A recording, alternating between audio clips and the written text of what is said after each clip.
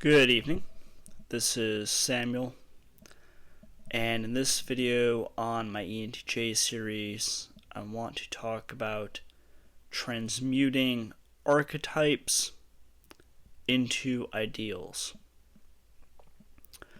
The main reason why this is included in the ENTJ series and not a standalone topic is because this is something that I'm currently working on, and I think it's most it would be of most benefit to ENTJs.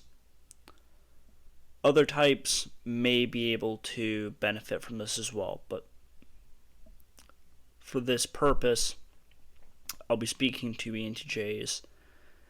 If you are not an ENTJ and this is something that you are interested in doing or learning about, go ahead and follow along. But if you have any questions that breaks the mold around what I'm talking about, go ahead and drop them down in the comments below. Additionally, full disclaimer, I am really tired. Oh god, it's been a long week. So if there's anything that I don't explain very well, or you'd like better clarification on, ask away. I'll do my best to acquiesce to everyone. So, here we go.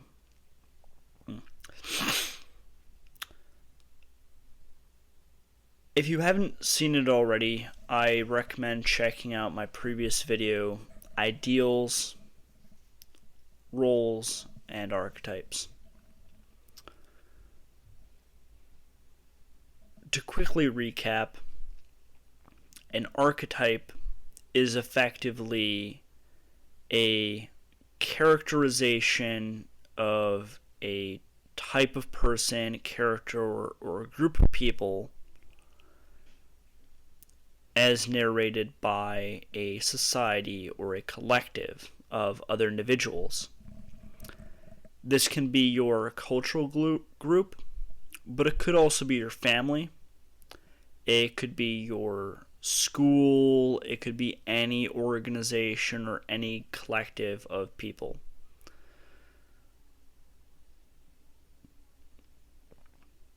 There are various reasons why allowing one of these to be overly pervasive in you could be difficult or even disastrous. I covered that in the previous video. Other YouTubers, Skimmerlet's a good one on this point, have covered this as well, so I won't dive too deep into it. Ideals are, for my purposes, they're basically your thought out and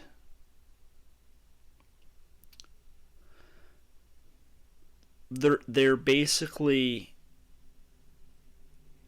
your descriptor of a moniker or position which is authentic for you, that you are trying to achieve or that you have achieved on some level, as dictated and narrated by you. For example, I have a bit of a background in sales. So I have my ideal of what it means to be a sales guy. There is the archetype of the salesman, which is usually like the scumbag, used car salesman. That type of individual is my cultural archetype of a salesman. I found that to be very inauthentic, and that archetype, if you want to get into sales and if you adopt it, it's not going to work for you. You won't make any money. You might even go to jail. However, for me, I have my ideal of what it means to be a salesman. That's something I spent a bit of time trying to figure out, and I'm still in the process of further refining.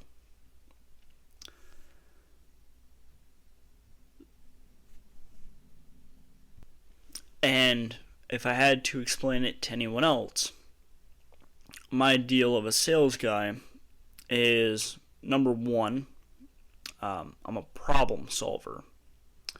So I investigate, explore, and solve people's problems. I also deeply care about my customers' experience. I want them to have a good experience so they'll continue to buy from me.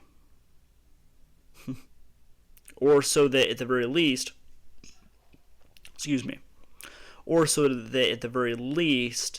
they will give me referrals, or they will provide me with a good reputation because they had a good experience.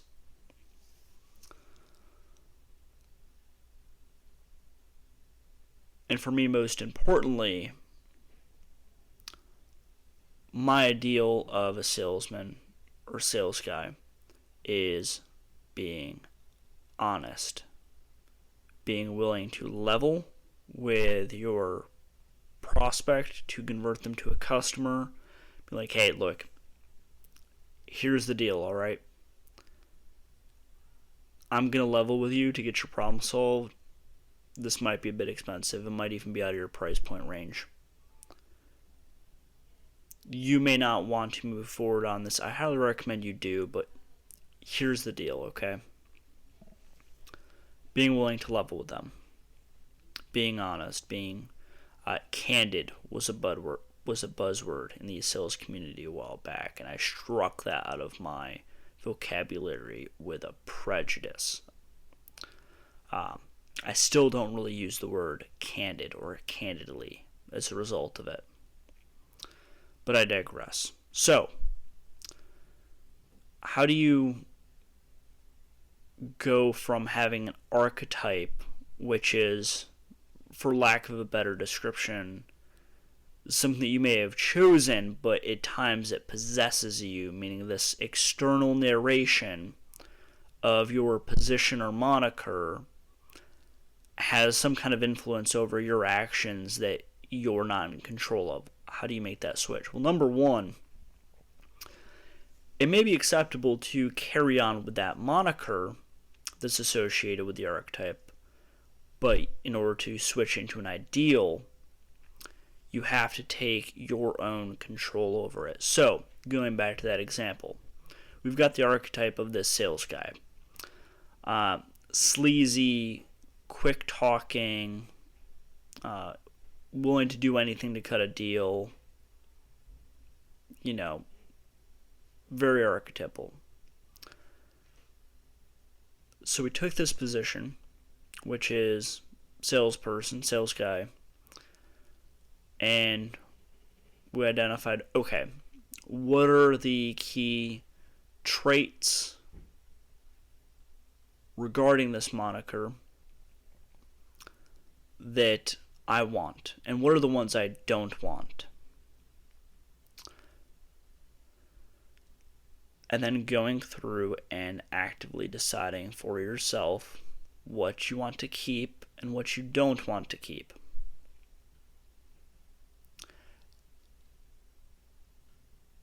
This is a process that I recommend you may actually want to physically write out.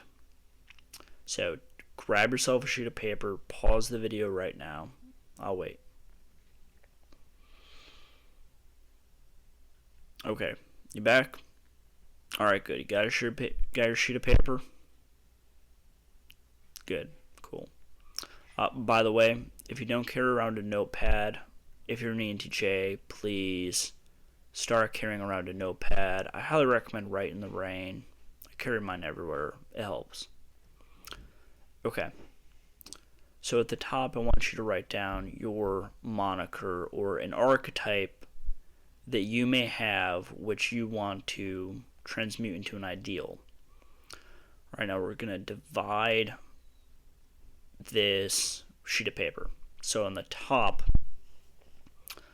I want you to put down collective narration. So think of every way of describing this archetype that you can that comes from the collective, that comes from your culture, from your friends, from your family. Write that all down. Cool. Alright, pause the video. Once you're ready to move on, go ahead and press play. I'll wait. Alright, cool. I'm not going to finish waiting for you. We're going to keep going. Alright. Now in the bottom part of this, I want you to start writing down your ideals. And in the top section, additionally, I would like you to effectively just put a single line so that you can still read it or otherwise mark it. Any trait or description or anything up there on the top that you don't like, somehow mark and connotate it. So basically, we've taken this external framework and we're starting to trim away the parts that we don't want. We're cutting off the fat, so to speak, or trimming away the bone. Now in the bottom part, you're going to fill out your ideals. So some of this can be shared from the top. You may want to add in some things. So for example, one method that I have is I try to cultivate my ideal from a variety of sources. So you could take traits from multiple cultures, archetypes, and mix and match these specifics into your ideal, while trimming away the parts you don't want. So go ahead and complete that. And once you have your ideal list figured out and you understand the traits, etc., of the archetype that you don't want, start implementing that. And I highly recommend starting with anything that doesn't match your archetype. Start asking yourself, would a good sales guy, whatever your archetype you're gonna go with is, would my ideal do this? Do I want to be this? Do I want to be this substandard version of this part of myself? Right? So if you start to, for my purposes, if you start to get into the mindset of I'm gonna do whatever I have to do to get a sale, to get a deal done, really, are you really gonna do this and mess up your reputation? Would a top-notch, would a quality sales guy do that? Let's see, warrior, right? Would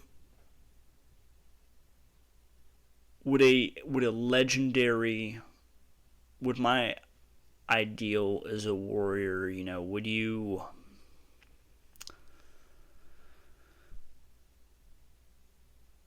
do X thing, take whatever archetype you want to, whatever descriptor, start with cutting away. Would my ideal this do X? And the answer should be no, and then hopefully that'll help you to stop.